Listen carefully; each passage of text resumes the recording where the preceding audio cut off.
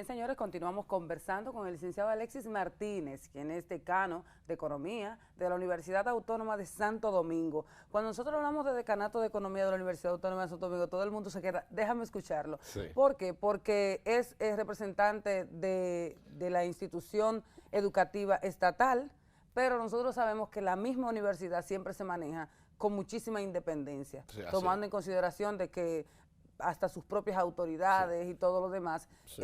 Los partidos políticos siempre tienen influencia, pero ahí Sí. se da la democracia, Sí. porque se dividen y a veces Sí. tú ves que una facción es de una parte y Sí. la otra es de otro, y así sucesivamente. Por lo tanto, la gente siempre lo ve como una referencia de un buen análisis. Sí. En este caso, de manera particular, nosotros sabemos que durante esta semana surge esta situación de Punta Catalina, que ya es un tema que el gobierno, yo diría, que está más que demostrado que se le ha ido de las manos un poco, tomando en cuenta que el presidente, con todos los ánimos del mundo y tomando economista también, me imagino que él sí tenía todo fríamente calculado. Lástima de que el cálculo no le ha dado, porque quería una planta a carbón, decía que con eso iba a eliminar los apagones de la República Dominicana como una promesa de campaña, pero mientras tanto, ni aún todavía tenemos a Punta Catalina en total condición para funcionar, pero tampoco tenemos el dinero para poder concluirla.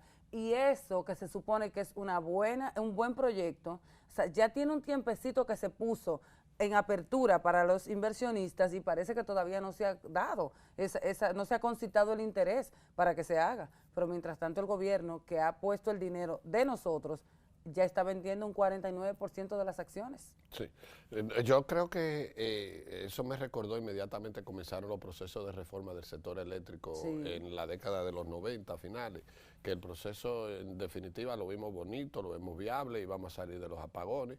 Y sin embargo se hicieron... Era el modelo económico de los Chicago Boys. Exacto, de los Chicago Boys.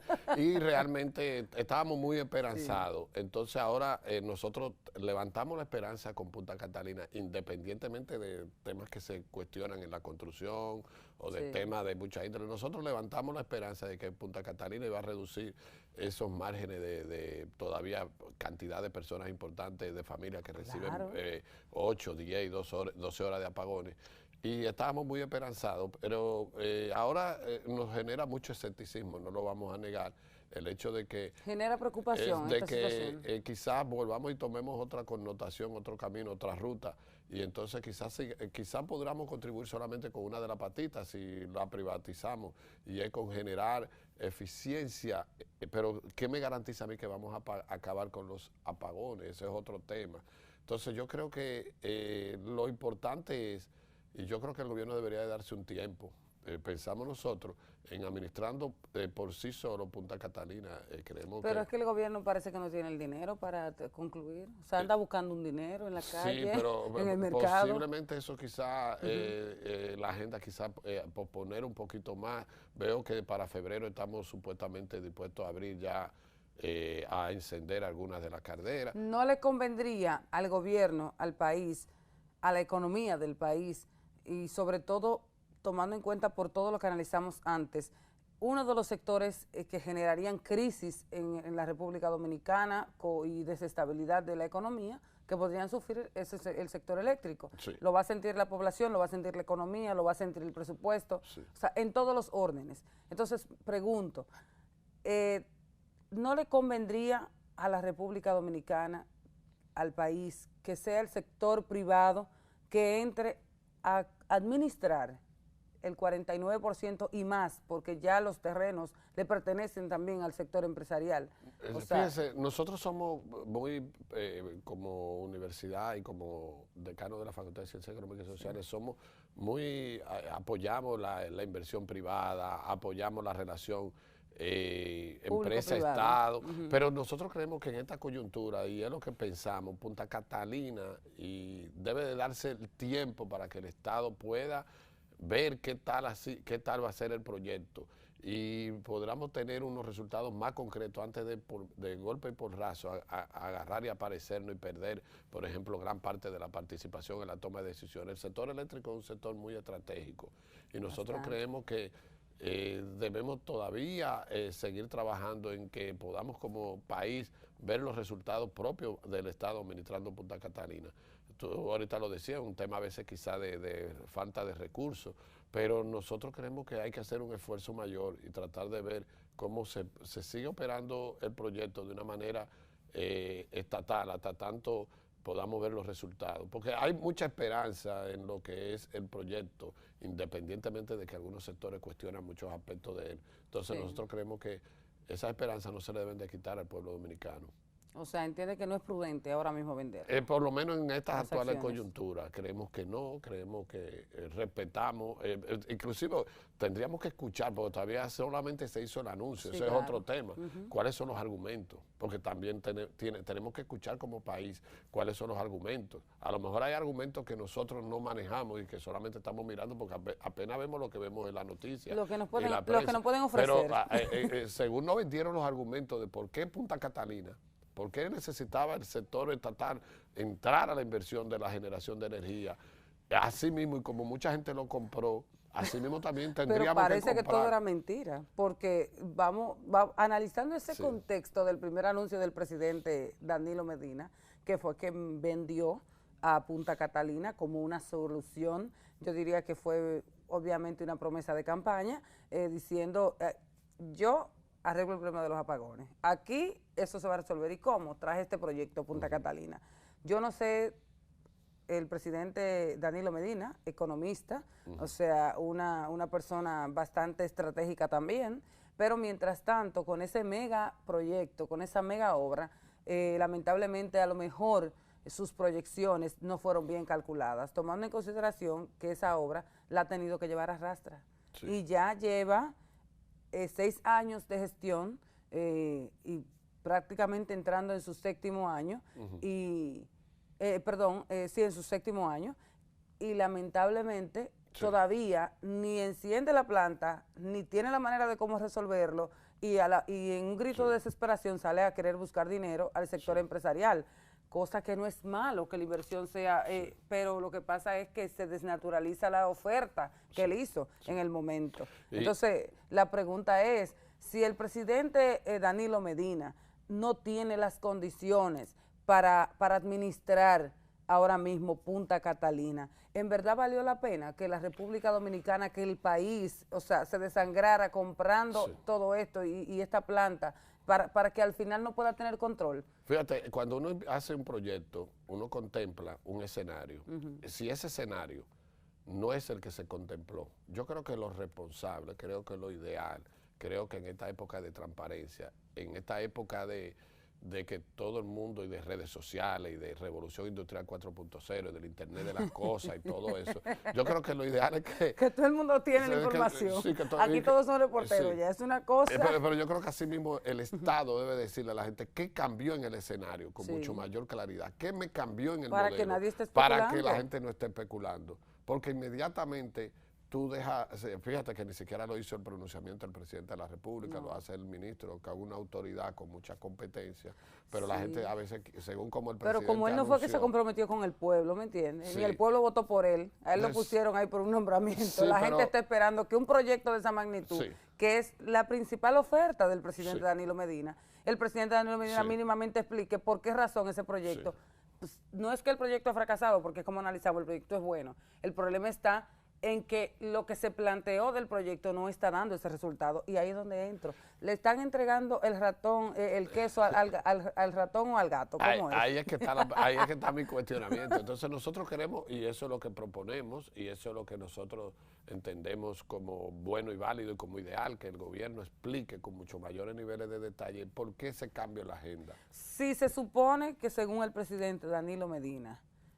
el sector eléctrico nacional es un sector explotador, vende todo muy caro, o sea, las plantas, todo es el alto costo, se ganan alrededor de un 60 o un 70%, o sea, así nos venden de cara la energía, así nos dijo él que nos vendían de cara. ¿Por qué entonces ahora entregarle Punta Catalina a ellos también? Exacto, entonces ahí vuelvo de nuevo. Si tú vas a hacer eso, entonces por lo menos tú debes explicarle a la gente. Y si en dado caso todavía lo va a hacer, debes explicar qué aspecto en la agenda tú estás cambiando para que no se repitan esos asuntos que tú criticaste. Porque no se puede negar, por ejemplo, tuvimos la experiencia con la minera. Es decir, cuando el presidente llegó, había unas situaciones con el caso de la de Barrio Pueblo Nuevo.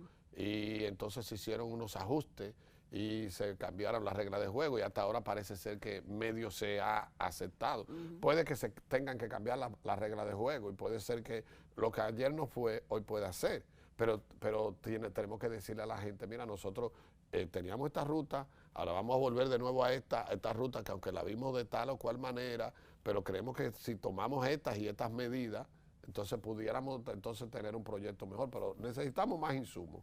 Esa es la idea. Nosotros como academia no vamos a actuar dando ni una crítica sagaz, ni vamos a hacer una elogiar, porque no tenemos los insumos suficientes para nosotros el decir gobierno no cuál es la causa que ha hecho cambiar a la agenda. Y eso es lo que sí queremos, que nos dé más insumos para nosotros. Con esos insumos, nosotros podemos hacer una evaluación más justa desde el punto de vista del gobierno y de lo que tratan al gobierno con o sin razón, ambas partes. Entonces, pedimos, eso sí es lo que queremos, pedimos más información, que nos gustaría ver más información para que nos digan, pero de antemano entendemos que como estaba concebido el proyecto para ser operado por el Estado, sería lo ideal en primera instancia, salvo que algo que haya salido del escenario y se le haya ido se le haya ido de la mano, pero deben de explicársela a la población. Ok, cuando hablamos, por ejemplo, de la República Dominicana, algunos sectores como este, por ejemplo, que ahora mismo presenta algunas dificultades,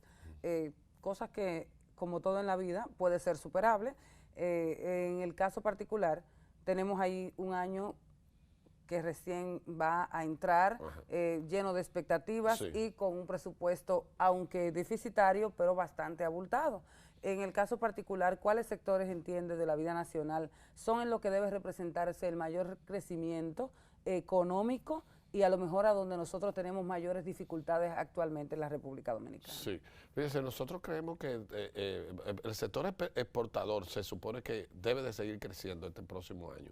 Nosotros crecimos de manera significativa, se espera que para el próximo año crezcamos cerca de un 13% las exportaciones, eso es un dato bastante interesante, que eso nos da una buena perspectiva. El turismo debe de seguir creciendo también, aunque con esa apertura de China, me imagino que aquí nosotros no vamos a caber en la República Dominicana. No, y el turismo nuestro, independientemente de China también, aunque independientemente de China, siempre ha tenido propensión a seguir creciendo. Claro. El sector agropecuario creemos que todavía se puede apostar un poquito a él. Hay sectores de la economía nacional que pueden generar muchas expectativas positivas.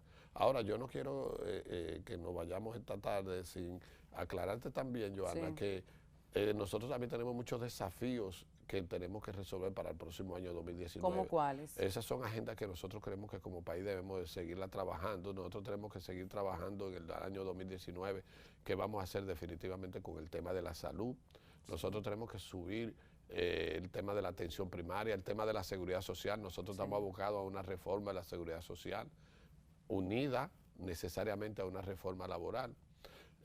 Posiblemente tengamos que trabajar el pacto fiscal. No sabemos si el gobierno se va a meter en un año preelectoral en el pacto fiscal, lo dudamos bastante, pero eso es uno de los grandes, son uno de los retos, son de los grandes retos y desafíos que nosotros como país tenemos. Vuelvo y te repito, el tema de la educación superior pública, como se hizo ya con la educación primaria, tenemos que darle ya el carácter definitivo. Todos los países de América Latina ya se están sentando para saber qué vamos a hacer con el presupuesto de educación superior pública. A la UAS le pusieron 50 millones de pesos extra y en la última reunión ahora esta semana, cuando se reunió la Cámara de Diputados para aprobar el presupuesto, pero eso es un aumento simbólico, 50 millones de pesos. Eso es una cifra prácticamente que ni se percibe. Entonces, es un aumento real para atender la realidad del sector de educación superior. Hay que seguir trabajando en el tema de transporte. Nosotros todavía tenemos un sistema de transporte que tenemos que avanzarlo bastante en el año 2019. Yo diría que estamos en pañales aún todavía en el sistema de transporte de la República Dominicana. Exactamente. Tenemos que resolver el tema también de la vivienda. Hay que seguir trabajando en mejorar las condiciones de la vivienda. Todavía tenemos muchas familias que usan letrinas, que no tienen acceso a agua potable. Todos esos temas en el año 2019 hay que ir trabajando una agenda.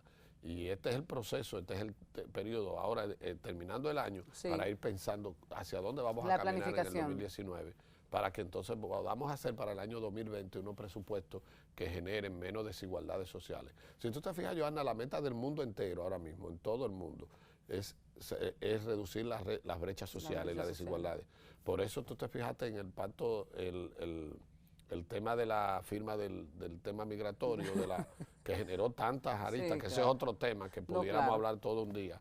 Ese tema lo que busca también en parte es generar un poquito de bajar la presión con el tema de la desigualdad de acuerdo a la Agenda 2030, a los Objetivos de Desarrollo Sostenible. La desigualdad son temas que son los que están imponiendo la agenda nacional hoy en día.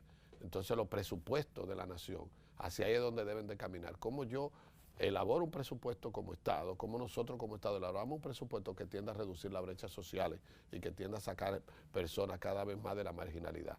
Que eso es un ejercicio que es permanente, continuo, pero debe de ser la agenda definitiva de un presupuesto. Y para eso tenemos que hacer un presupuesto sostenible, un presupuesto responsable, un presupuesto transparente. Y sobre todo también ajustado a nuestras realidades, porque, ¿verdad? Si queremos cubrir lo que no tenemos con el presupuesto, ni cómo podemos sostenerlo, entonces obviamente ya ahí eso es una situación que a lo mejor es un poco inmanejable. Así que de verdad que nosotros súper contentos con todas estas informaciones que nos ha dado, el análisis profundo que hemos hecho de la economía, del presupuesto nacional y sobre todo de lo que nos espera para el año 2019 y de estos proyectos tan trascendentales que tiene la República Dominicana, sobre todo en de la parte del sector eléctrico, y cómo nos afecta de manera directa al país y también a la población en sentido general. Así que le agradecemos muchísimo que nos haya acompañado. Gracias, un honor. Las puertas están abiertas. Gracias. Y luego tendremos que venir, ya será en el año 2019, a analizar un poco de ese impacto de la migración en la economía de la República Dominicana, tanto el positivo como el negativo, porque también tenemos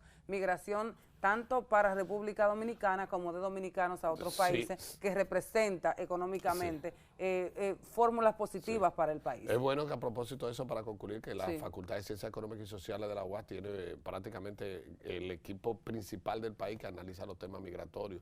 Todas las investigaciones importantes que se hacen de organismos oficiales, organismos académicos, organismos internacionales, no lo hacen esos profesores de nuestra facultad. Es decir, que podemos venir incluso hasta acompañados de algunos de ellos, pero que te le pueden dar un poquito la de una invitación está abierta, y como sabemos que el tema de la frontera en la República Dominicana es como el arroz y la habichuela que nos comemos todos los días, ese compromiso está realizado, así que ya se sabe. Bueno, señores, también gracias a ustedes por habernos acompañado. Será hasta una próxima entrega. Bye, bye.